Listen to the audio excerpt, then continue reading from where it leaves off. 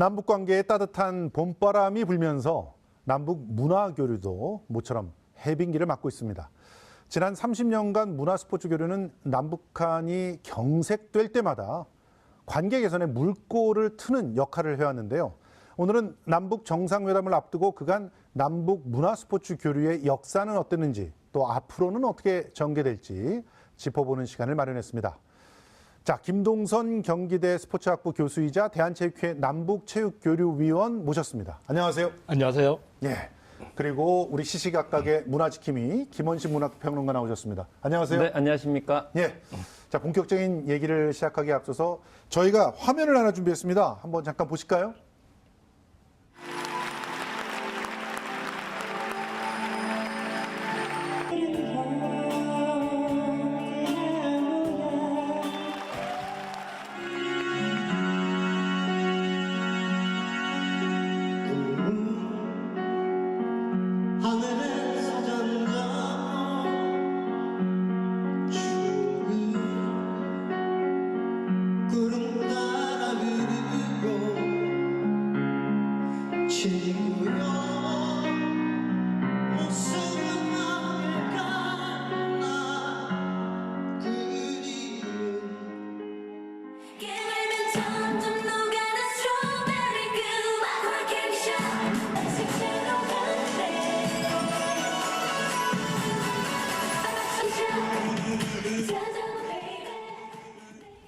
네, 이 평양 공연 봄이 온다. 이 장면들을 갖다 좀 저희가 간단하게 짚어봤습니다. 두 분도 보셨을 텐데요. 뭐 어떤 장면이 가장 인상 깊으셨는지 여쭙고 싶습니다. 네, 저는 네 차례 그 녹화 중계를 통해서 다 봤습니다. 네. 다 인상 깊었지만은 굳이 말씀을 드리자면 저는 그 이선희와 김옥주의 저 듀엣 네.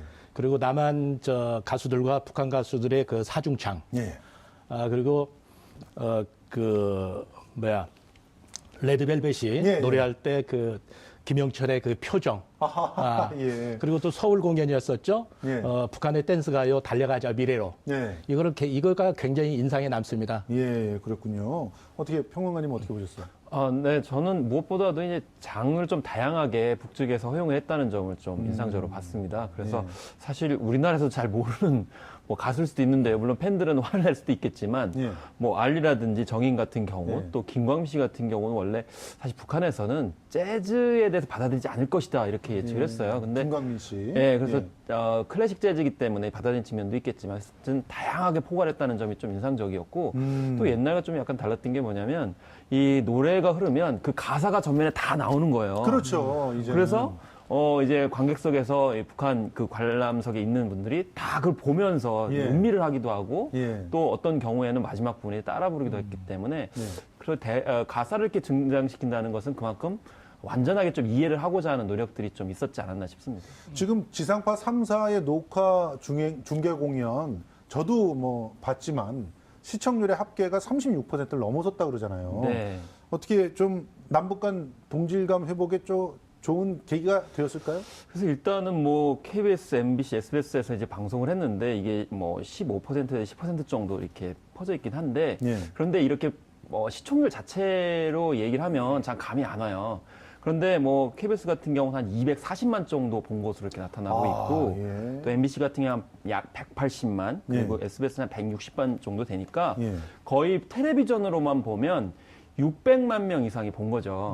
그런데 이게 시청률이기 때문에 혼자 예. 받겠느냐? 같이 아니라는 받겠죠. 거죠. 그럼요. 그리고 그것뿐만이 아니고 또 무엇보다도 인터넷을 통해서 또 이렇게 예. 접촉을 하시기 때문에 거의 우리나라 국민들이 대부분이 이제 봤다라고 볼 수가 있겠고요. 예. 그리고 13년 만에 공연이 이루어졌어요. 그렇죠. 그러면 한 살이었으면 지금 13살, 14살 되는 거고요. 예. 10살이었다 그러면 지금 뭐 23살, 24살 예, 예. 되는 거예요. 예. 그러니까 아마 젊은 세대 입장에서 봤을 때는 굉장히 다른 느낌을 많이 갖기 때문에 그런 예. 면에서 동질감을 갖게 되는데 굉장히 중요한 역할을 했다고 생각합니다. 그렇습니다. 지금 뭐 사실은 일부에서는 국민 정서가 많이 달라졌다. 특히 젊은 세대들은 별로 관심이 없다. 이런 얘기들 많이 했잖아요. 그런데 어떻게 보십니까? 그 실제로 그렇습니까? 그 북한의 그 반응이라든가 이런 것들도 옛날에 비해서 좀 뭐 관심이 낮다. 뭐 이렇게 볼 수 있을까요? 양쪽 다. 예. 저는 우리 같은 민족이 같은 언어로 서로 손을 잡고 노래하는 모습에서 많은 동ting을 저는 느꼈어요. 예. 우리가 그 보면은 노래하는 저 방식이라든지 예. 창법이나 예. 이 율동도 다르지만은 서로가 이 다름을 갖다 이해하려고 서로 노력하는 모습을 또 봤고요. 예. 우리가 동질감이라고 하는 것은 쉽게 잊어버리기가 쉬워요. 예. 근데 이질감은 오랫도록 기억이 남지만 예. 그래서 북한 사람들도 이 레드벨벳과의 이런 어떤 이질감을 예. 오랫동안 이렇게 머릿속에 기억하면서 예. 이 사람들도 그 이질감 그 속에서 하나의 동질감을 찾을 수도 있을 것 같아요.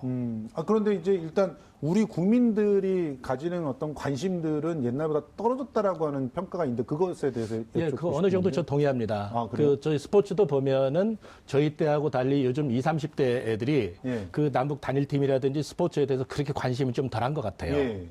그런 부분이 있다. 제가 예. 봤을 때는 사실 그 전에 뭐 90년대 이후에 2000년대 들어서서 예. 뭐 스포츠 교류도 그렇고 문화 교류 공사도 굉장히 많이 있었습니다. 예. 정말 그때는 온 국민이 성원을 많이 보여줬는데 무엇보다 이제 보수 정권이 들어서면서 참모를 끼얹었거든요. 예. 그렇기 때문에 그동안 뭐 이 자체에 대해서 국민적 관심이 없다기보다는 그런 상처들이 있기 때문에 아하.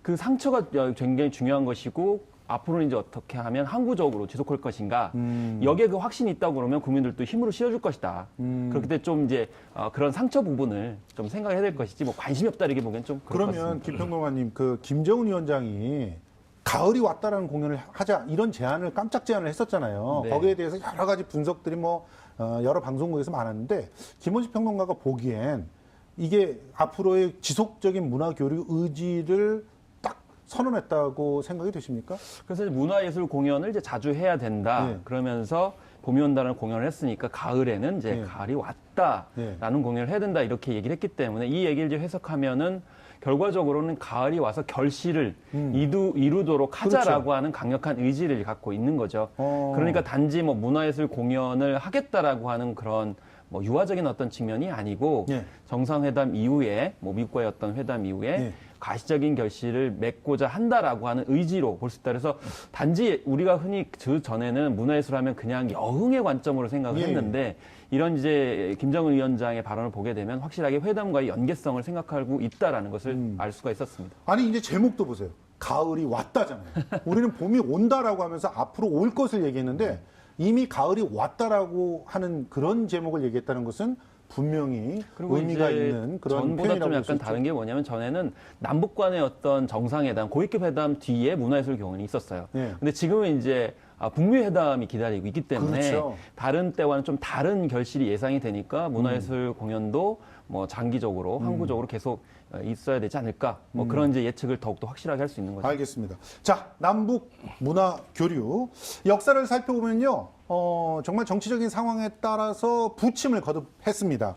30년의 역사를 갖고 있는 남북 문화 교류 엄지민 아나운서가 정리해 드리겠습니다. 네, 한반도의 분단 뒤 첫 남북의 문화 교류는 30년이 지난 1985년이 돼서야 이루어졌습니다. 남북 적십자 회담 뒤인 1985년 9월 이산가족 고향 방문단이 교환됐고요. 양측의 예술단이 동행해서 평양대극장과 서울의 국립중앙극장에서 각각 공연을 열었습니다. 하지만 당시 공연을 두고 북측은 물론 남측에서도 부정적인 평이 줄을 이뤘는데요. 겉으론 남북 간의 문화 교류였지만 실상은 체제 경쟁과 선전의 연장선으로 여겼기 때문입니다. 본격적인 남북의 문화 교류는 냉전 해체 훈풍이 불었던 1990년대 초반 시작됐습니다. 1990년 9월 열린 제1차 남북고위급 회담 이후 10월 서울 전통음악연주단이 평양에서 범민족 통일음악회를 열었고요. 그에 대한 답례 형식으로 12월에 북한 평양민족음악단이 서울에서 송년 통일전통음악회를 열었습니다. 1991년 체결된 남북 기본합의서는 교환 공연뿐만 아니라 문화재 학술교류와 미술 전시회 등 여러 가지 형태의 남북 간 문화교류의 장을 여는 토대가 됐습니다. 1994년 북핵 문제와 김일성의 사망으로 잠시 얼어붙었던 남북의 문화교류는 햇볕 정책이 한창이던 1990년대 말과 2000년대 들어 최고의 전성기를 맞습니다. 1999년 12월 평양 봉화예술극장 평화친선음악회에서는 패티김과 서른도, 또 최진희와 핑클, 잭스키스 등 세대를 아우르는 남한의 대중가수들이 최초로 대거 방북을 해서 북한 가수들과 한 무대에 서기도 했습니다. 문체부 통계에 따르면 1998년 공연부터 2007년까지 공연 예술 분야에서만 총 34건의 교류가 있었는데요. 하지만 2001년 8.15 민족 공동행사 방북단에 참가한 우리 측 인사가 만경대 방명록에 만경대 정신을 이어받자는 내용의 서명을 한 것이 논란이 되면서 1년여간 대규모 문화교류가 중단되기도 했습니다. 이명박 정부 들어서는 남북관계 재정비에 들어가면서 문화예술 교류도 삐걱댔습니다. 2007년 정상회담에서 합의된 베이징 올림픽 공동응원단과 단일팀이 성사되지 않는 등 체육교류도 수면 아래로 가라앉았습니다. 결의말 큰사전 편찬이나 개성 만월대 공동 발굴 같은 중장기 사업이 그나마 명맥을 유지했지만 박근혜 정부 들어 남북 긴장이 고조되고 개성공단 폐쇄가 결정된 이후에는 남북 문화교류가 완전히 중단됐습니다. 이런 정치적 영향으로 끊임없는 부침을 반복했던 남북의 문화교류. 이제는 지속적이고 또 영속적인 문화교류의 발판을 마련한 것이 필요한 때가 아닐까요? 지금까지 남북 문화교류 역사 30년에 대해 살펴봤습니다. 예, 엄지민 아나운서였습니다. 분단 뒤에 첫 남북 교류가 이루어진 1985년. 근데 그때 이질감만 확인했다라고 하는 그 정리를 우리 엄 아나운서가 해주셨는데 속 내용이 뭐였을까요? 사실 이제 남한의 정권의 성격과 좀 연결이 돼 있죠. 예. 왜냐하면 그때는 이제 전두환 정권기였기 때문에 예. 사실 북한에 대해서는 속으로는 그렇게 예. 유화적인 어떤 태도를 갖고 있지 않았어요. 사실 저 85년도에 저 일종의 행사가 네. 자신의 정권을 연장하기 위한 도구처럼 사용이 그렇습니다. 됐었잖아요. 사실 남북 관계를 그렇게 도구적으로 활용했던 네. 것이 이제 군사독재 정권의 어떤 특징이었고 네. 그렇기 때문에 북한 쪽에서도 남한의 어떤 그런 태도를 신뢰하지 않았거든요. 맞아요. 그러다 보니까 신뢰하지 않으니까 공연 내용이라든지 또 장르 자체도 전통 쪽 어떤 공연이라든지 음악으로 한정하는 그런 형태가 맞아요. 되다 보니까 네. 결국 마음대로 어떤 신뢰 관계가 없는 상태에서 이런 공연을 해봤자 별로 이제 이질감만 그러니까 결과적으로 아까 언급했던 이제 체제 경쟁적인 차원에서의 이데올로기 시대의 연장선상이었기 때문에 그래서 무엇보다도 이때의 경험을 통해서 알 수 있는 것은 서로 간의 신뢰가 일단 있어야 되고 그렇죠. 서로 믿음이 있었을 때 남북 네. 교류 또 문화예술 교류도 원활하게 될 수 있다는 것을 알 수가 있었습니다. 자, 지금 우리 정리해드린 바 있지만 남북 문화교류 최고의 전성기가 햇볕 정책의 꽃을 피웠던 김대중 노무현 정부 때였다. 그때 인상적인 문화교류 어떤 게 있었습니까? 일단은 98년에요. 많은 공연들이 있었어요. 일단 네. 평양에 리틀 엔젤스가 가서 공연을 했고요. 아, 맞아요. 또 뭐 유니상 통일음악회도 있었고 그거 또 진짜 평화 친선 의미 있는, 음악회도 예, 있었고 음악회였죠. 그리고 민족 통일 음악회도 있어서 이 해에 음악공연이 4-5개가 한꺼번에 열렸기 때문에 예. 이때는 정말 통일이 굉장히 가까운 것으로 이렇게 생각이 들었고 예. 이때만은 그친 것이 아니고 이제 2000년 들어서 가지고 또 이렇게 1차 남북 정상회의가 회담이 이루어지게 되잖아요. 예.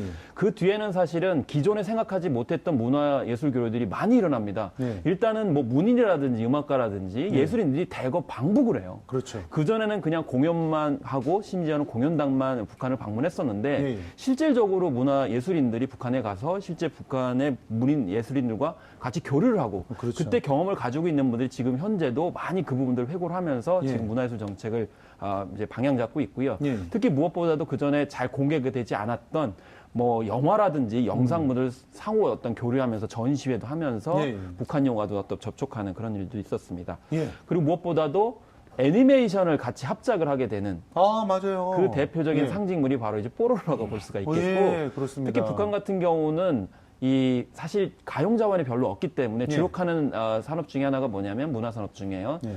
이 게임하고 예. 애니메이션이에요. 예. 특히 게임 같은 경우 수준이 상당히 높고요. 그래서 예. 뽀로로도 그런 차원을 만들 수 있었기 때문에 앞으로도 그냥 어떤 문화예술 차원에서 어떤 소비 관점에서의 예. 공연을 보거나 뭐 관람을 하는 것이 아니고 실제로 문화 콘텐츠를 생산할 수 있는 예. 협력, 교류도 충분히 가능할 수 있는 북한이라는 점을 예. 이번에 또 부각을 했으면 좋겠습니다. 아니, 이 당시에는 스포츠 관련한 교류들도 굉장히 많았잖아요. 예, 그렇습니다.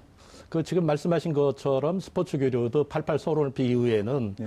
91년 탁구와 축구 단일팀 예. 뭐가 있었고 그다음에 그 현대의 통일농구 대회, 네. 그다음에 예, 민주노총의 이제 그 통일 축구대 정도에 불과했던 것 같고요.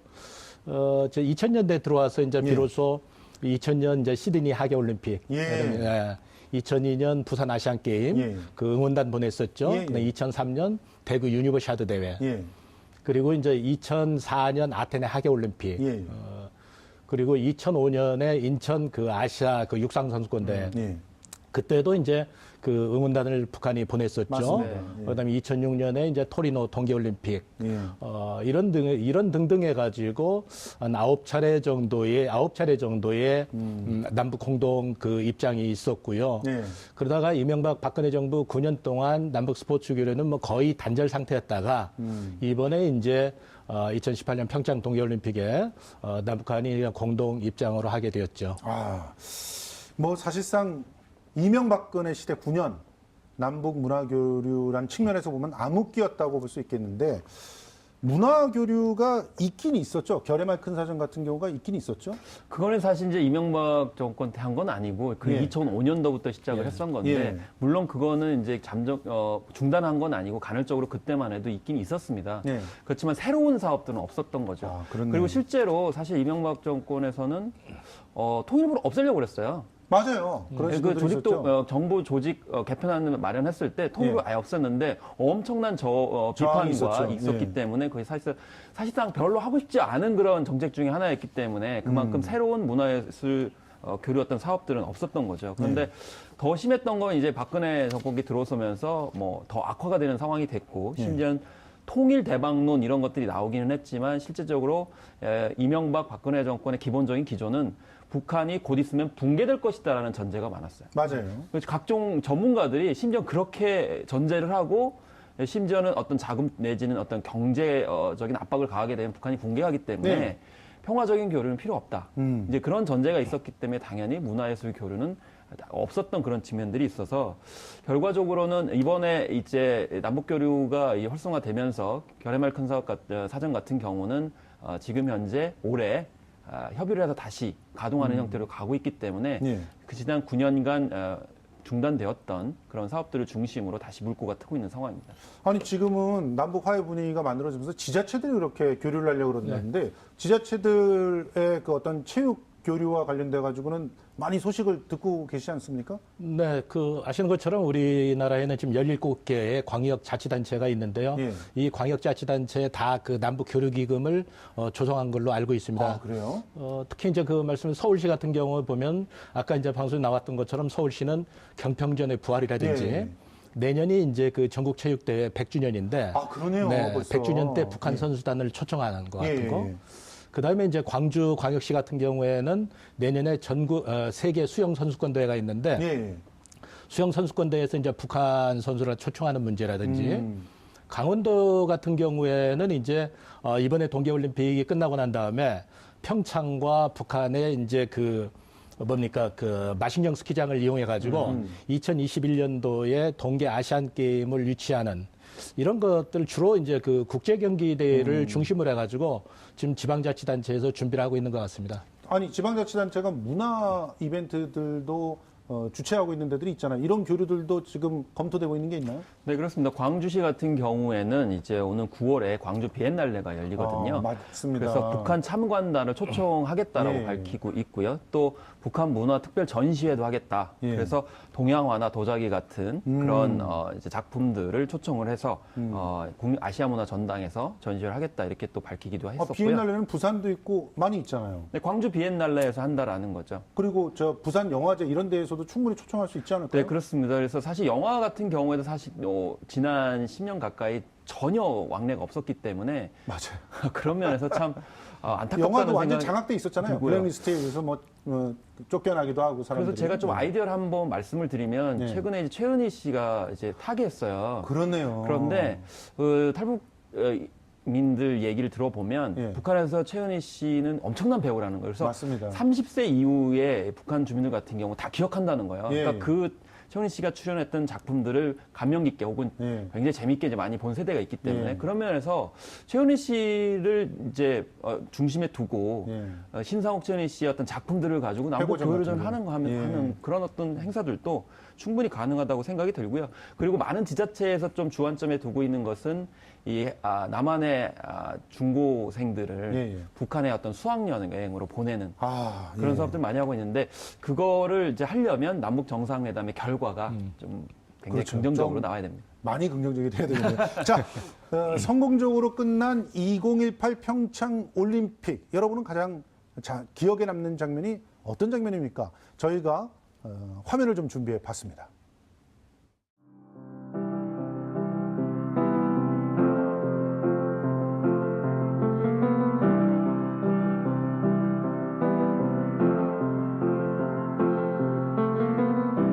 Imagine there's no heaven. It's easy if you try. No hell below us. 굉장히 가슴이 뜨거워지는 장면들인데요. 특히 평창올림픽의 공동 입장, 남북 스포츠 교류에서 새 역사를 쓴 장면 아니겠습니까? 네. 그 2007년 장춘 동계올림픽 대회 이후에 우리가 11년 만에 이번 평창에서 그 공동 입장을 냈어요. 네. 물론 올림픽에서는 우리가 4차례 그 공동 입장을 했지만 특히 이번 평창 동계올림픽이 중요한 것은 역대 동계올림픽 사상 가장 큰 대회였고요. 그다음에 그 세계 유일의 분단 국가 예. 또 분단 도시에서 개최된 이 올림픽에서 남북이 그 공동으로 입장했다고 하는 것은 뭐 역사적 의미가 대단히 크다고 볼 수가 있죠. 예.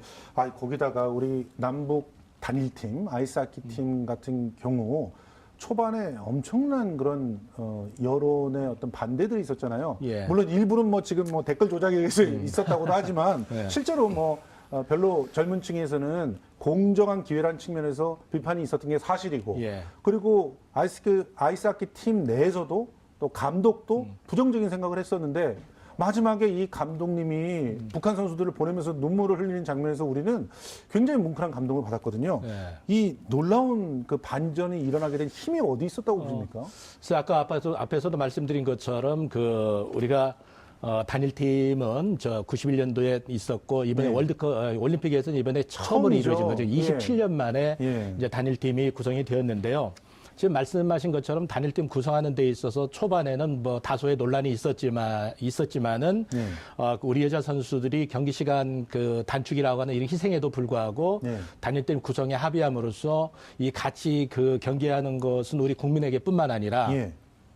또 전 세계 그 사람들에게 아주 감동을 불러줬었죠. 네. 근데 과정은 그랬지만 우리가 결과를 보면 우리 선수들도 그 단일팀을 구성했다고 하는 이 역사적 주인공으로서 네. 우리 더 큰 자부심을 느낄 거라고 봐요. 그래서 네. 과정은 그랬지만 결과는 굉장히 좋았다라고 생각을 합니다. 어떻게 네. 그 과정은 너무 시간이 없었기 때문에 생겨난 문제 아니었을까요? 그렇습니다. 사실 좀 약간 시간적인 어떤 여유가 없었기 때문에 그런 점에서 거친 어떤 과정들이 있었던 건 사실인데요. 그렇지만 이 세라를 보면서 앞으로 남북 관계에서도 굉장히 전 고무적인 사례였다고 생각이 들어요. 스포츠를 떠나서요. 예를 들면 심리학적으로 예. 남녀 관계도 힘든 미션을 수행하러 같이 하게 되면 굉장히 가까워져요. 맞습니다. 네, 예. 그렇기 때문에 이 경기를 치러내는 과정에서 아이스하키 팀 같은 경우는 엄청난 강호들과 정말 힘든 싸움을 했어요. 예, 예. 그 과정에서 서로 정말 우리는 잘 모를 수 있는 그런 과정들이 분명히 있었을 거거든요. 그럼요. 그래서 33일 만에 서로 정말 헤어지기 싫어가지고 눈물을 보이는 그런 상황이 됐는데 인터뷰 내용을 보니까요. 처음엔 좀 약간 대면했었대요. 그렇죠. 잘 모르니까. 근데 예. 3일째 되기 시작하면서 굉장히 친해졌다라고 예. 해요. 또 언어도 같고 예. 또 세대가 젊은 세대이기 때문에 예. 그 어떤 세대만의 특징이 있기 때문에 예. 그래서 앞으로도 이렇게 우리 남북한 선수들 포함해가지고 남북한 주민들이나 시민들이 예. 어떤 공동의 숙제들을 같이 수기하고 겪어내게 되면 예. 훨씬 더 가까워지고 또 평화적인 어떤 교류들이 충분히 가능하겠구나 이런 생각들을 예. 많이 하게 됐습니다. 사실 근데 우리 스포츠 팬들이 기억하고 있는 남북 단일팀의 최고의 명장면은 91년도 그 탁구 선수권 대회하고 그다음에 청소년 축구 남북 단일팀 예. 아니었나 이런 생각이 네. 들거든요. 탁구 그 단일팀 같은 경우는 우리 영화로도 나왔지 예, 않습니까? 그렇죠. 예. 코리아라는 영어로 나왔죠. 맞습니다. 예. 어떻게 기억하십니까? 뭐 이때 단일팀 그때도 보면 이제 현정화 이분이 네. 유순복이 이제 우승을 하게 됐는데요. 네. 우선은 이제 그것보다도 그 이외에도 이게 세계사적으로도 보면은 뭐 정치 이념적으로 전 세계에 시사하는 바가 굉장히 컸죠. 맞습니다. 그리고 이제 말씀하신 후에 이제 이게 영화로도 나왔고요. 근데 이제 또 이 청소년 축구 같은 경우도 보면은 우리가 서울과 평양을 오고 가면서 이제 선수를 선발해서 그렇죠. 단일팀을 구성했고 예, 예. 당시에 보면 객관적 전력도 상당히 열세였는데도 예. 불구하고 우리가 8강에 올랐잖아요. 맞습니다. 예. 그래서 이거는 결국 축구와 탁구를 우리가 단일팀을 보면 이거는 당시에 우리가 한반도의 평화 분위기 조성하고 그다음에 우리 그 한민족의 하나의 저력을 예. 전 세계에 보여줬던 아주 좋은 사례라고 볼 수가 있습니다. 아니 김정은 위원장이 농구광이라서 그런지 몰라도 농구 교류를 제안을 했다면서요? 예. 그게 어떤 내용입니까?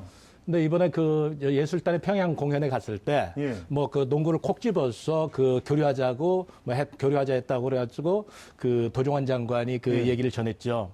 근데 이제 김정은 국무위원장은 그 스위스 유학을 하면서 미국 NBA 농구를 아마 접했을 것이고 예. 또 뭐 저 시카고 불스의 마이클 조던이나 그 저 데니스 로드맨의 네. 뭐 열렬한 팬이었다고 예. 좀 알려져 있지 않습니까? 그도 이제 그 또 아실 거예요. 북한의 이제 90년대 말에 그 유명한 저 세계 최장신의 농구선 이명훈이 예, 네, 미국 맞습니다. NBA까지 예. 진출하고 했던 그 이명훈이 경기도 예. 뭐 이렇게 그 저 김정은 국무위원장이 봤을 것 같고요. 예. 또 이전에 보면 99년에 예. 유경 정주영 체육관 개관 기념을 해가지고 서울과 평양 오가면서 예. 통일 농구 대회를 한 그 전례가 있기 맞습니다. 때문에 예. 아마 김정은 국무위원장이 농구를 교류하자고 했던 것 같습니다.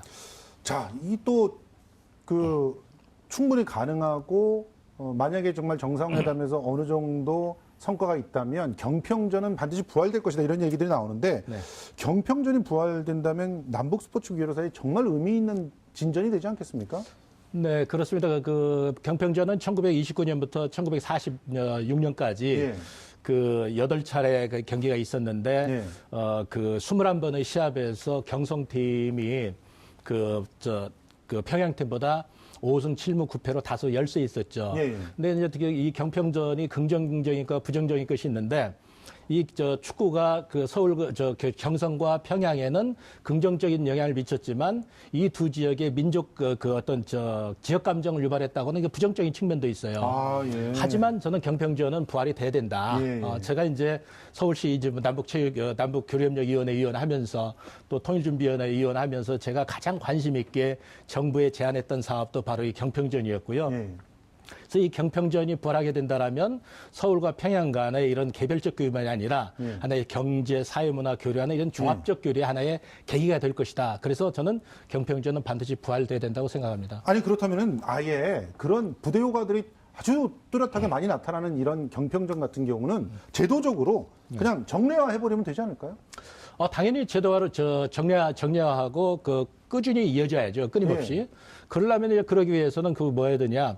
우리가 정치 군사적인 외적인 요인에서 남북 체육 교류가 뭐 위축되거나 예. 단절돼서는 절대 안 되죠. 그러니까요. 그러기 위해서는 뭐 이런 어떤 제도 법적으로 어떤 기반이 조성을 우리가 먼저 만들어야죠. 아하. 아니 그 남북 문화관광 교류 활성화를 위한 개정안 지금 발의되었다는 얘기를 들었는데 지금 어느 정도 상황입니까? 그래서 이 남북 문화교류에 관련된 어떤 법 조항이 사실상 없는 거거든요. 예. 그렇기 때문에 문체부가 구상하는 기본 계획에다가 남북 간 문화교류 관광 활성화를 예. 이제 위한 법안 내용이 이제 담겨지게 되는 것이죠. 예. 현재 이제 발의된 상태고요. 무엇보다도 지방자치단체의 역할을 굉장히 중요하게 담고 있습니다. 그래서 북한의 문화 정책이라든지 관광 산업에 관련돼서 뭐 조사 연구를 장려하고 또 지원 책을 강구하도록 이렇게 법조항을 넣는 것인데 예. 중요한 것은 이거는 이제 접경 지역 그러니까 이제 휴전선 인근의 지자체들 예. 원래 경기도라든지 강원도 예. 그쪽 같은 경우에는 굉장히 중요한 것이고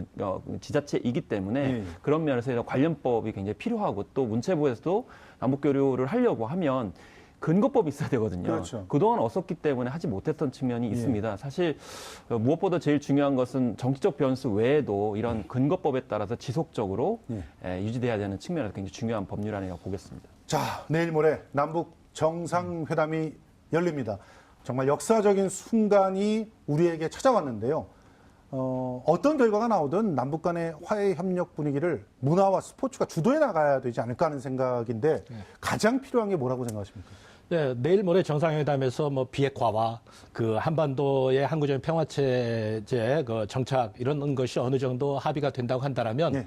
남북 관계는 뭐 발전할 것이고요. 네. 남북 관계 발전이 되면은 자연적으로 다양한 분야에서 그 남북 교류가 이루어지겠죠. 네. 그래서 뭐 특히 이제 스포츠만 본다고 한다라면 뭐 문재인 대통령께서도 관심을 많이 가지고 있고 네. 김정은도 체육강국 건설을 주장하고 있고 네. 평창 동계올림픽도 파견을 했고. 네.